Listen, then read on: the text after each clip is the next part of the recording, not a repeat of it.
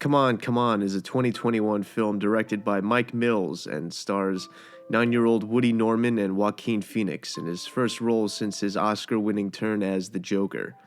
And when it comes to contrasts in terms of performances, mood, scale, there is none sharper than the one between Joker and Come On, Come On. Joaquin's Joker was big, brash, and bombastic, and with the film being the box office spectacle it became, a great deal of attention gravitated towards the Oscar winner. In Come On, Phoenix portrays Johnny, a quiet and emotionally underdeveloped radio journalist in the process of producing a documentary. This role gives Joaquin a far more low-key profile without sacrificing anything in terms of quality. In fact, under the guidance of Mills, the film is tremendously effective at hitting its emotional marks with carefully crafted subtleties. The low-keyness of Come On that comes with its relatively stripped-down production, limited theater release, and intimate story could be what attracted Phoenix to the project in the first place. I don't think many would be surprised if he sought out a respite from the blinding spotlight placed on him post-Joker. None of Come On's low-key characteristics should dissuade anyone who finds themselves in the black and white A24 film demographic. In fact, the low profile of this film might foster a more intimate kinship between an already intimate and tender film and its target audience. But one very real downside is the limitations it puts on the film's potential reach, and that is a shame for what I think is one of the better films of 2021 thus far. When we first meet Johnny, he is finishing up a day of interviews with the children of Detroit, asking them questions about their lives and their youthful predictions of the future. Johnny's documentary is the project that drives his life forward and slingshots him across the country from coast to coast and from Detroit to New Orleans. The interviews are interspliced throughout the film, and although they initially seem like a strange choice and at times deflect from the plot at large, they inject an extra shot of authenticity into a story that is dependent on the authentic performances and the chemistry of the cast. The interviews also reinforce the themes of childhood, more specifically the juxtaposition between childhood and adulthood, and how emotional residue from childhood tends to metastasize into adulthood. This critical theme materializes itself in young Jesse's expressed fears of developing the same mental health issues as his father.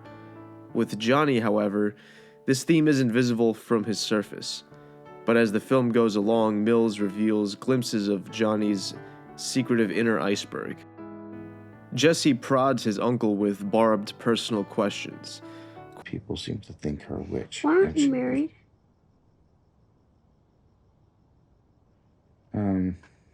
Questions Johnny has difficulty answering, not because of a need to translate his answers into words an average child can understand because Jesse is incredibly sharp for his age, but because the dialogue itself would rip open scabs to only partially healed emotional wounds. From his reluctance to discuss his personal life with Jesse and the way he'd allowed his most important relationships to drift into estrangement, Mills allows room for speculation into how the emotional residue from Johnny's childhood may have played a role in molding his present-day character. In one of the flashback scenes to his mother's deathbed, Johnny's sister Viv laments the favorable treatment their mother showed Johnny and the disjointed relationship she'd had with her mother. "You had a mother that adored you," she said. Since not much is revealed about Johnny's life before the death of his mother, it's possible that his childhood was a normal one, filled with the ideal amount of parental care and affection, maybe even an excessive amount of such. With the death of a loved one sometimes comes the feeling of their love being extinguished, like a candle being blown out. The pain that accompanies that feeling would be more than enough for someone like Johnny to distance themselves from other loved ones to prevent that feeling from multiplying. Johnny asks his young interviewees questions coated with innocence but containing a hard nugget of existentialism within. Inquiries such as, how do you imagine the future? And what makes you happy? You're brushed with the impression that perhaps Johnny is posing these questions to quell his own insecurities. We could argue that the aim of his entire project is to extract and bottle some kind of childhood wisdom that dries up with age, to become more childlike, associating love with that mostly tranquil, all too short chapter of life. The Swiss psychologist Carl Jung once said, "In every adult there lurks a child, an eternal child, something that is always becoming, is never completed, and calls for unceasing care, attention, and education. That is the part of the personality which wants to develop and become heard." Johnny's eternal child loomed larger following the death of his mother. It presented a setback in his journey of becoming, and his outlet for reconciling with that side of his personality which craved attention and care came through interviewing children.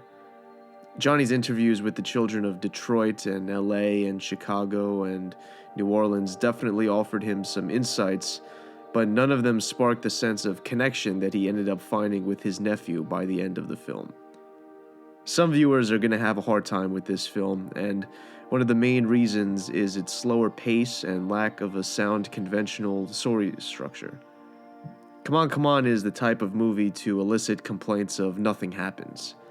Like his other films, Mills forgoes the big set pieces and any action sequences to place a focus on character, how characters interact with each other, and how those interactions create internal change.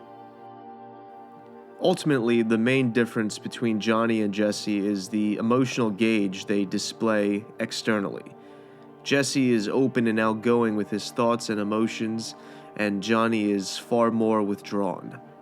Johnny has used the passage of time to erect and fortify walls to protect his inner emotional side, perhaps as a preventative measure to further emotional harm, which is about as effective as taking shelter from a nuclear blast in a flimsy refrigerator.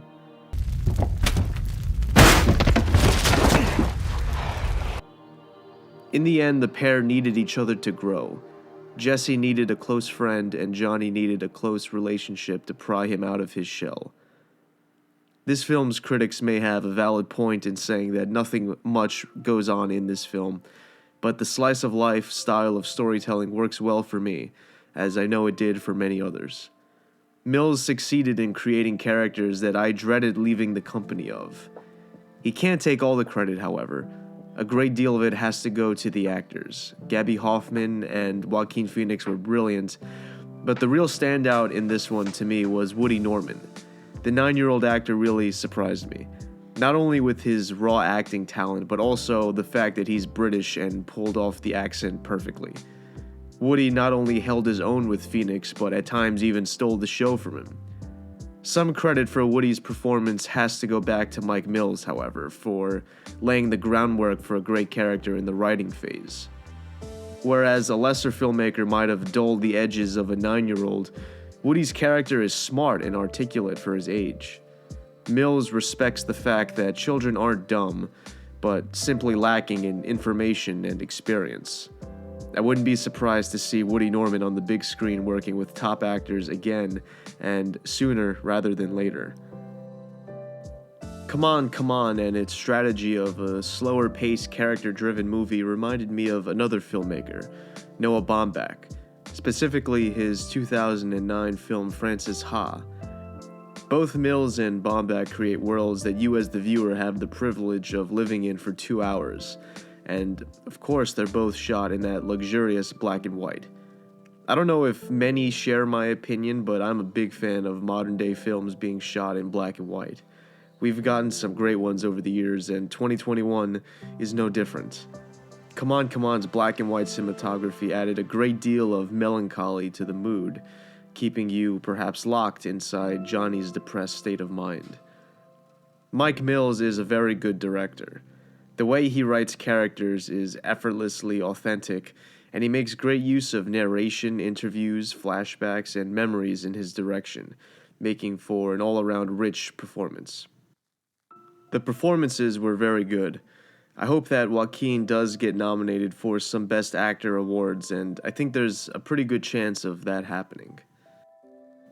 It'd also be cool to see if Woody Norman could sneak into a ballot box, but I'm a little bit less sure of that. If you like movies like Francis Ha and directors like Noah Baumbach, this movie is right up your alley. If not, I'd still highly recommend it. There's still some highly anticipated movies I have for this year that I've yet to see, such as Nightmare Alley, The New Macbeth, and Licorice Pizza, to name a few. Come On, Come On is one film that flew under my radar for this year, but now will likely find itself on my top 10 list at the end of the year.